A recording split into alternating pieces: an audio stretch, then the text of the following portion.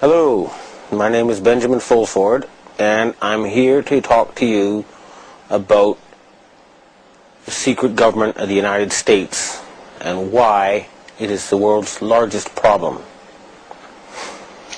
My involvement with the secret government started this spring when I interviewed Japanese Finance Minister Heizo Takenaka, or former Finance Minister Heizo Takenaka. Dragon's Den.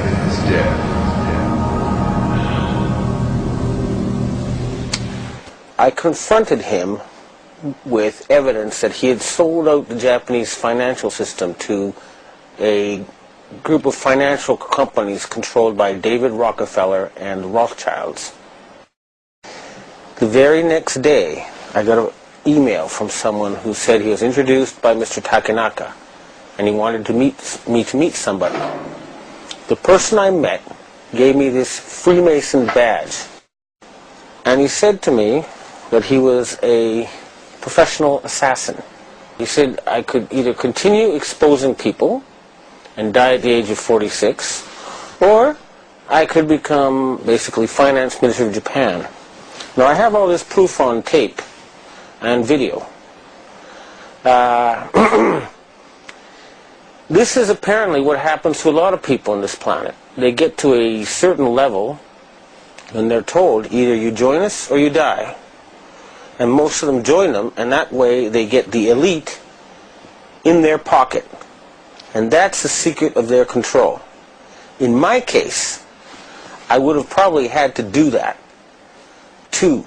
Although, once I realized I had met an honest, genuine, high-level Freemason who told me there were 13 levels of Freemason above the 33rd degree, and that these people were God. There was no God, they were God. So I asked them about their plans to kill people, and they said, yes, there are too many people on the planet. We need to get rid of several billion. And war doesn't seem to work, so we're going to use disease and starvation. Now, I don't know about you, but I couldn't live with something like that. And my first thought was I'll have to pretend to join them and try to, throw them over from the inside. And I suspect a lot of the people inside those groups have the same feeling. They hate being there, but they're scared. But they'd love it if these guys were overthrown. So you got to remember, not everybody in the secret government is evil. In fact, I'd be willing to bet a majority actually want to do good things for the planet, but they're scared.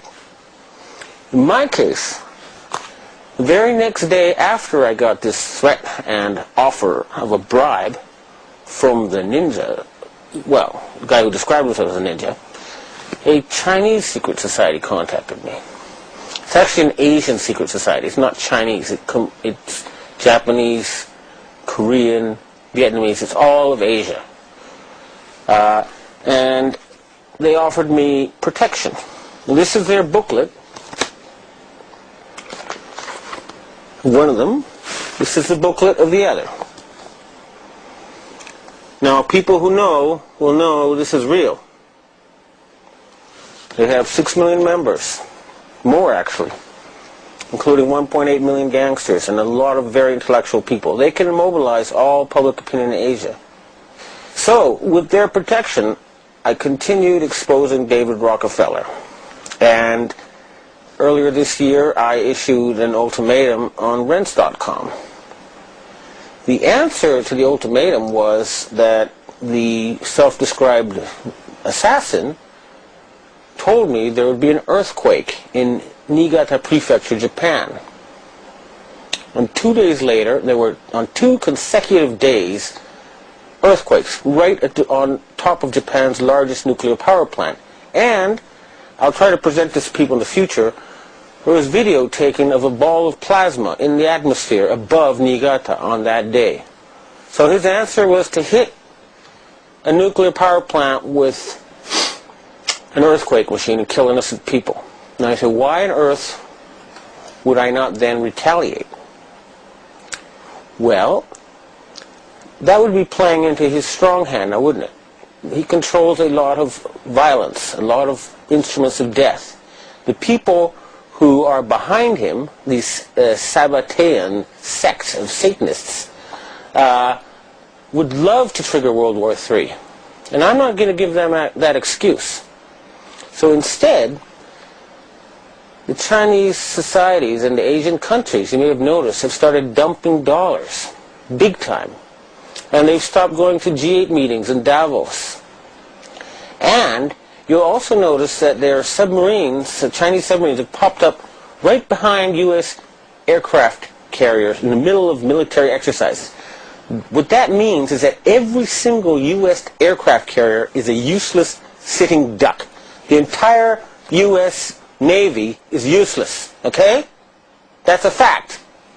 Secondly, all their satellites are useless, okay? And that's just the beginning. The screws will get tighter and tighter. The United States economy depends on Asian money. They need to borrow $850 billion a year just to keep going. And the Asians are tired of paying for a country that does nothing but attack people and create excuses for war. A lot of people are wondering why a picture of me smiling beside David Rockefeller appeared on the internet. And they're saying, how did I get to meet him? Well, he was here in Japan on what was supposed to be a top secret visit. However, if he's in Japan, he's on my turf. And it was pretty naive of him to think I wouldn't know he was here and I wouldn't know where he was. Now, I could have had him brought to me all tied up with a vibrator up his ass, just like happened to that reporter for the Yomiuri newspaper in April when you got too close to these people. But I don't think torture is a very polite way of talking to people, and nor is it very productive. Friendly conversation is always the best. Now, the interview may be a little bit disappointing in the sense that a guy like that is not going to go and just tell you, oh yes, I'm head of the secret government and I sacrifice children and I'm planning, to turn everybody into sheep. It's just not going to happen. You have to look for subtle signals. It's the rules of the game. I was a corporate journalist for 20 years. And I know that if you just ask those questions, they'll shut down the interview, you get nowhere. So if I said, why did you spread HIV and why did you create SARS? He would say to his bodyguard, get this Fruit Loop out of the room. That's how it works. So I had to operate within his matrix. And I hate going there. I hate that place. But I had to pretend I was a friendly journalist. And I had to sneak in the stuff I wanted to ask because, unfortunately, it would have been great if he could really hit him with this stuff, but it wasn't that circumstance. He was accompanied by the president or chairman of a fancy PR company, and a guy who looked like a heavy-duty Mossad type who could probably kill me in 3 seconds if it ever came to that. I came with a cameraman and myself, and now you may wonder, when you look at this interview, why I was not more aggressive. The reason is simple. Years of experience have taught me that you get nowhere with an aggressive interview. I would only get lies, and here's evasions and spiel, and the interview would be cut short. What I've learned over the years is that you got to appear like their friend when you interview them, or you're not going to get good information. So I'm now going to show you the segments of this interview, and then I'm going to deconstruct them for you, so that you can know what I think this man is really saying.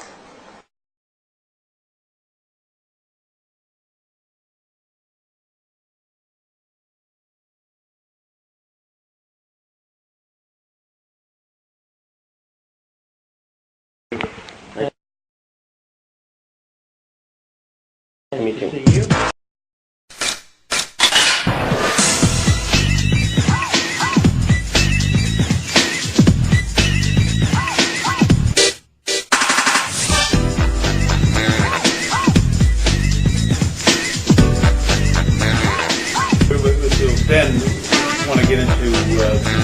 situation and so on. And I would think, when we talk about the state of the world, the possibility of conflict and so on, I think you dismiss these things, in terms of whether there's going to be another war and all of that. Yes, that dismissed in that. Dismissed in the sense that.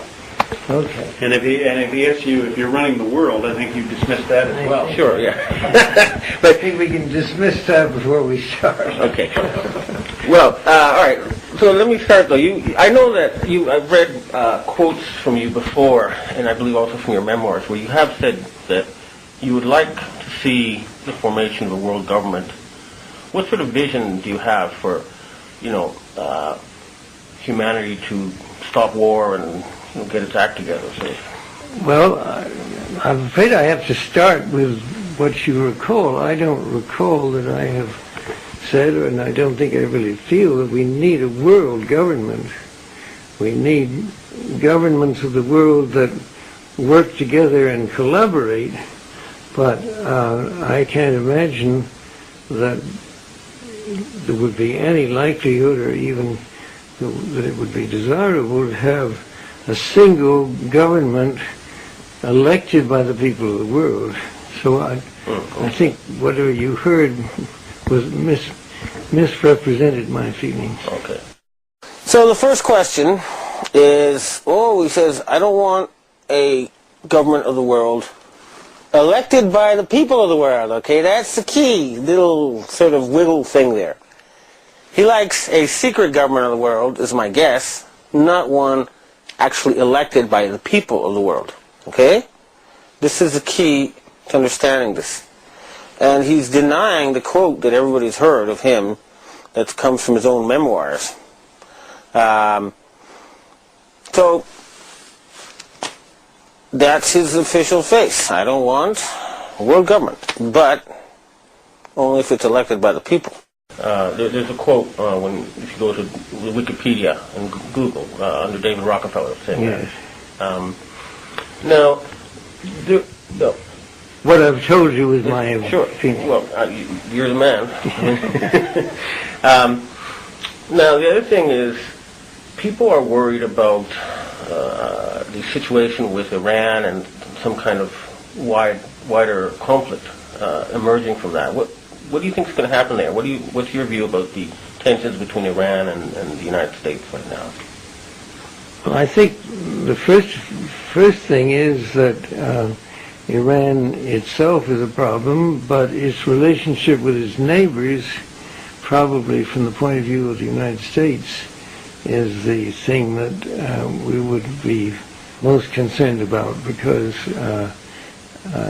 there are such different points of view in the area, and the possibilities of conflict between the nations within the area is certainly what is of concern to our country.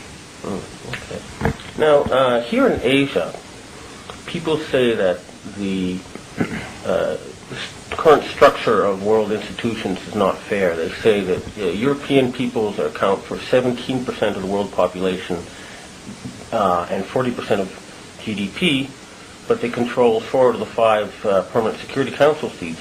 Asians are 65% of the world population and 40% of GDP, so they think some sort of better representation is needed. What is your view about this? I think it's an issue that understandably and legitimately is raised by the nations with a smaller percentage. When the United Nations was created back right after World War II, the world situation was a totally different one, and the influence of different powers was very different.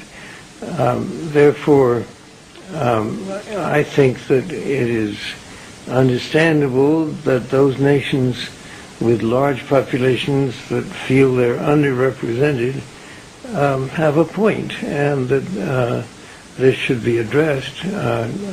I don't think it's something that, to me, is immediately a serious problem, but I do think that it's something that should be taken up in the United Nations, and that over time some redistribution of voting power within the United Nations structure seems likely and probably appropriate. Now, he's saying Iran is causing trouble with its neighbors, and I'm not aware of any such evidence, okay? It sounds to me like he's just trying to find an excuse to attack Iran. Now, on the United Nations thing, well, basically saying, you know, someday, but not now. And his whole attitude is like it's really his decision, and it's not, okay? The Asians are tired of waiting. They're not going to wait another forever. Time has run out. This is what the Asian secret society is telling me, is that enough is enough. We live on the same planet. We both get rights to decide how it's run. They're tired of European domination of the planet. They want to share stewardship of the planet Earth. And the Asians want peace. They're tired of Westerners causing wars. They want world peace. That's what they want. And they want a more fair world structure. And I don't see any reason why that cannot be done immediately. Now, also, sort of difficult for me to ask this, but these days conspiracy theories are running rampant on the internet. And I thought you could, metaphorically speaking, take the bull by the horns and, let me ask you confront you with or ask you what these people are saying. First of all, they say that you are the secret ruler of the world. What is your response to that? Well, in the first place, you're not the first person who has raised this issue. There have been people ever since I've had any kind of position in the world who have accused me of being a ruler of the world. I have to say, I think for the large part, I would have to decide to describe them as crackpots. I mean, it makes no sense whatsoever and isn't true and won't be true. And to raise it as a serious issue seems to me to be irresponsible. Mm-hmm. Now, you see, that's what happens when you ask a question directly like that, okay? That's the sort of answer you're going to get. Are you the secret ruler of the world? You say, well, no, okay? So, later you'll see why you have to take a more indirect route to get the same response in a different way. So, for now, if you ask the man directly, he's going to deny everything. That's why you have to get a little bit more sneaky, as we shall see. And what about the candidate Ron Paul, who's talking about bringing the powers of the Federal Reserve back to the U.S. government, under the presidential control or control of Congress? I haven't read about that. Is that an issue? Well, he's one of the Republican. He's a Republican candidate, and that's what he's publicly calling for. So,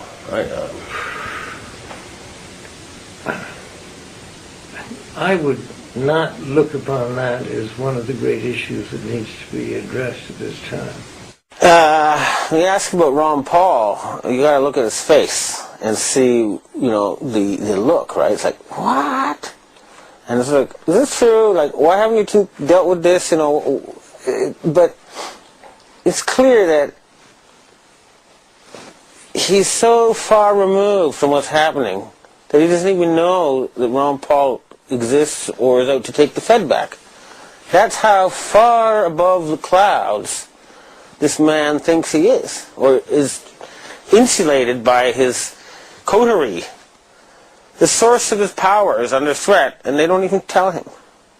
And anyway, it's the look on his face that tells you the true story. What do you think the great issues are?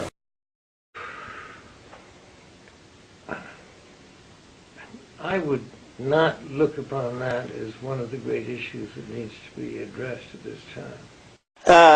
When you ask about Ron Paul, you got to look at his face and see, the look, right? It's like, what? And it's like, is this true? Like, why haven't you two dealt with this? But it's clear that he's so far removed from what's happening that he doesn't even know that Ron Paul exists or is out to take the Fed back. That's how far above the clouds this man thinks he is, or is insulated by his coterie. The source of his power is under threat, and they don't even tell him. And anyway, it's the look on his face that tells you the true story. What do you think the great issues are? Running our own country better and having our own country play a more balanced and effective role in the world. Okay.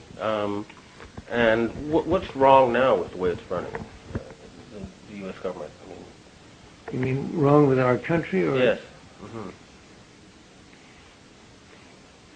I think one of the things that is needed is the fact that I don't think enough people in high positions in our country accept the importance of our world role with sufficient gravity. I mean, in other words, I think the tendency, because of politics and getting elected, is to stress local issues, and of course they are important, but I would like to see more of the leaders of our country spend more time in traveling, for one thing, getting to know the world, and studying history. To me, one of the sad things about our country is that our leadership, to a greater extent than I would like, is more concerned about very domestic issues than they are about our relations in the world. In this particular case, I have to agree. There's a joke going around in the world. What do you call somebody who speaks 3 languages? Trilingual. What do you call someone who speaks 2 languages? Bilingual. And what do you call someone who speaks 1 language? American. You guys are going to be left behind if you don't sort of take a look at the world, okay? The world is passing you by. You're going to become irrelevant unless you keep up. You're going to lose to people who speak 2 or 3 languages and know 2 or 3 cultures. That's a warning. He's right on the mark that time, I'm afraid to say. You guys are not the center of the world anymore. And the sooner you figure that out, the better it is for everybody. Now, what about the plunging dollar and the rising euro and the apparently Asian countries have been unloading their U.S. Treasury holdings? Are you worried about the economic situation now? Well, I think that that has to be related to the problems within our own country, and in the ones reading about in the papers today, that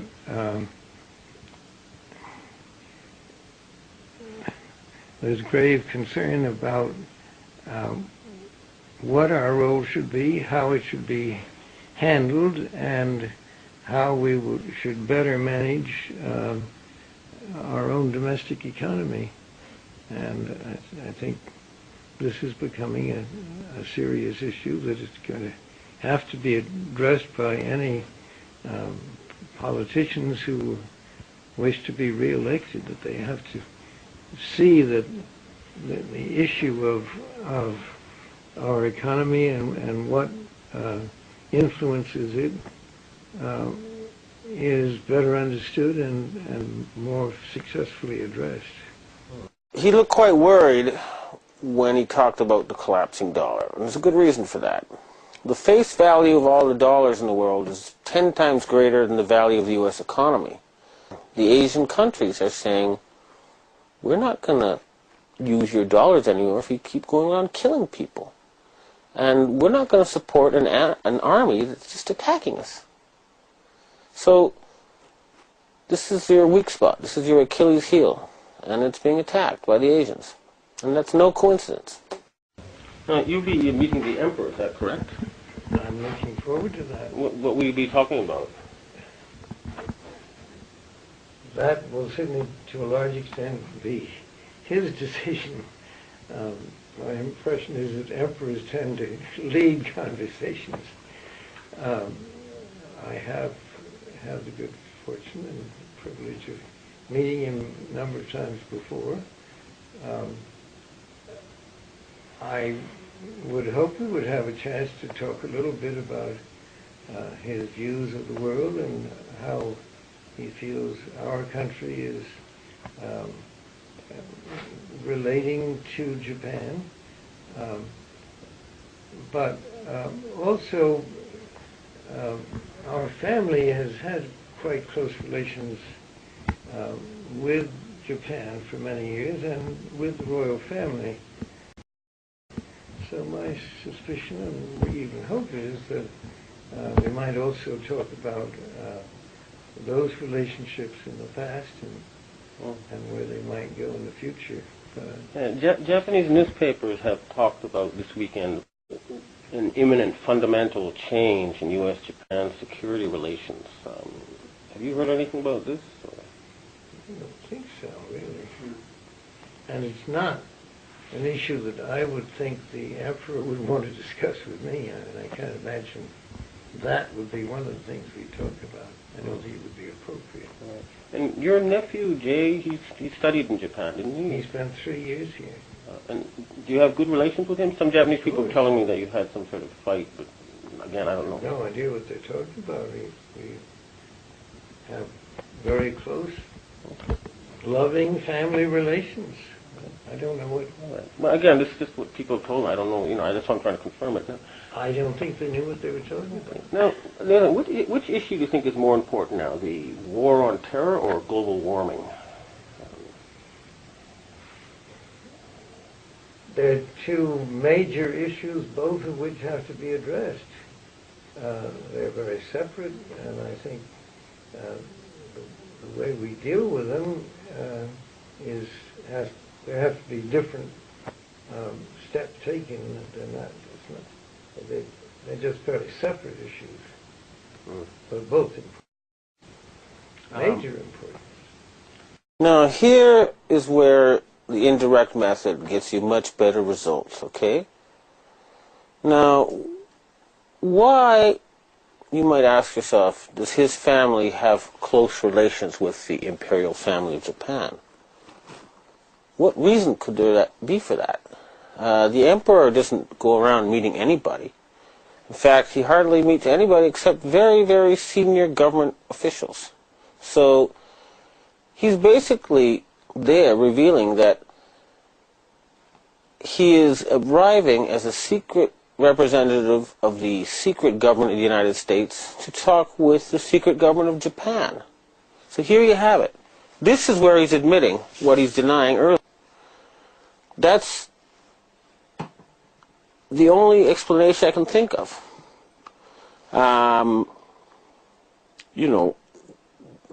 Emperors don't go around meeting retired bankers. And they don't go summoning them, especially during a crisis in U.S.-Japan security relations. Now, do they?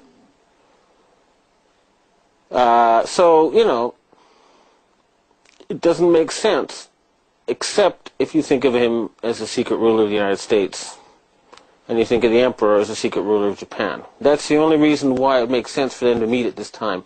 So everything you read in the newspapers about U.S.-Japan relations eventually is a result, I guess, of this secret meeting. When I saw Rockefeller's photograph in the paper, I had a very, very bizarre experience. I've never experienced something like this before, but it appeared somehow like my great-grandfather, G.T. Fulford, was channeling to me. And I know this thinking, what? Well, he is saying, you better tell David he's not got long to live, and he's got a chance here to change his ways. And it is the best approach. If you can get this man to change his mind, so many other things will change. But if you think I'm crazy, and maybe I am, but the William Lyon Mackenzie King, a man who was Prime Minister of Canada for 21 years, that's the longest Prime Minister in the Commonwealth, and longer than any U.S. President, okay? He regularly consulted with the ghost of my great-grandfather. And for some reason, 70 years after the fact, to this day, the contents of what that ghost told him have not been made public. They're not available on the transcripts of his diary that are on the web. Everything that the ghost supposedly told him has been deleted. So, something's weird there, but maybe we'll dismiss all that talk anyway, because it doesn't matter. The point is, and this is the point I want to make, is that the Sabbatean atheists, Satanists, who are trying to artificially create the apocalypse, who are trying to recreate their old Babylonian empire, have been exposed. Their game is up. It's over. They're not going to accomplish it. They're not going to start World War III. They're lucky if they're going to stay alive. So I'm telling you, you members of the Council on Foreign Relations and Bilderberg and all those families, the Harrimans, the Schiffs, the Bushes, the Rockefellers, the Rothschilds, the Walkers, etc. You are just a bunch of old-fashioned aristocrats, and you've got armed peasants at your doorstep. You are in grave danger, extremely grave danger, and I'm offering you a chance to actually make your biblical prophecies come true. It's easy, and it's not crazy. It's scientifically provable. All they got to do is stop war. Devote all the money that's used towards war to ending poverty, saving the environment, saving the planet. And here's the clincher, it is now technically possible to give people lifespans of hundreds of years and eventually eternal life on this earth. And that's hard science, not fantasy. And it's also possible to make people radically more intelligent, okay? Don't you see? Eternal life and superpowers available on this earth. Now, if that doesn't qualify for something that could be called end of times, I don't know what is. And if these people want to build a new ziggurat or temple, well, go for it. Just do it somewhere where you get clear property rights. You know, there's nothing in the Bible that says it has to be in exactly the same place. So you can carry out your damn prophecies and save the planet and give people eternal life, or you can be killed. Think about it. This is real. This is not some crazy guy. Do the hard research. Look at the science. Look at the facts. This is true. Now, the people in the U.S. Army, I tell you this, if those,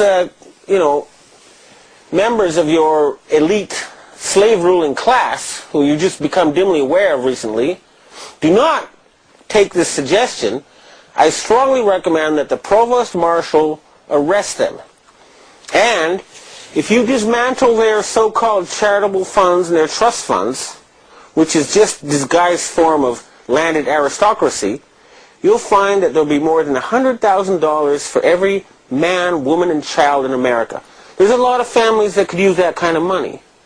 Now, of course, if they go and all spend it right away, it'll become worthless. But if they spend it carefully, their futures will be much better. So, if these ruling families do not listen and change their hearts, arrest them. And I know that's happening. I know their day is finished.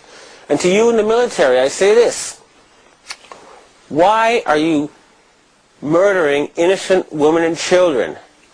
You realize that you're going to be seen by history as the same as the Nazi generals who did not stand up to Hitler, and that you will face war crimes, trials, unless you do the right thing, which the American people want, and your army is useless, okay?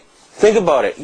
The Chinese submarines are popping up behind your aircraft carriers. That means they're sitting ducks. Your entire fleet of aircraft carriers is useless junk now. Your satellites are all going to be blown out of the sky. Your dollar is going to be trashed. And most important of all is you don't have any enemies anyway. Nobody wants to fight you. Nobody wants war. The planet is tired of war. You don't need to invent new wars just to keep yourselves employed. Go terraform Mars. Go save hungry kids in Africa. Go fix up ecosystems. You know, there's a lot of better things to do with your organization than kill innocent Iraqis. And you know it. Your people know it. You want to go back to Kennedy's America. And that's something that you should do. It's a decent thing. It's the right thing. You know. Just follow your common sense. We have now the scientific ability to give people permanent life on this earth. Superpowers. We can end poverty, stop environmental destruction.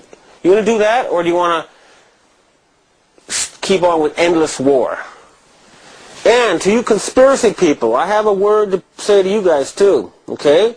It's easy to criticize someone for spilling a glass of milk. It's much harder to put the milk back in the glass. So it's fine to criticize, and it's great, but you've got to spend a little bit more energy and time coming up with alternatives. If you want to really get the power, you have to come up with a better plan, not just criticize the plan that's going on now. However, basically I salute you, and I'll let you know that the people of the world are on your side, and the horrible, nasty American government you have now is about to fall. Its days are finished. And humanity is about to wake up from a long and terrible nightmare. We're going to see the most wonderful things. Dawn is coming. But you American people need to shake off that horrendous leadership that has sneakily inserted itself above you over the past 100 years. Remember that. They killed Kennedy, they killed Martin Luther King, and they're trying to kill you. But if you do have to fight them, do not fight hired guards who have families to support. That's a waste of time and you'll lose. Concentrate on assassinating those top people. Do not waste your time with hired thugs. But hopefully, and most wisely of all, is peaceful protest. Soft power is the strongest of all. That's the essence of Oriental wisdom. Anyway, these guys are finished. That much is for sure. You will be free soon. Thank you.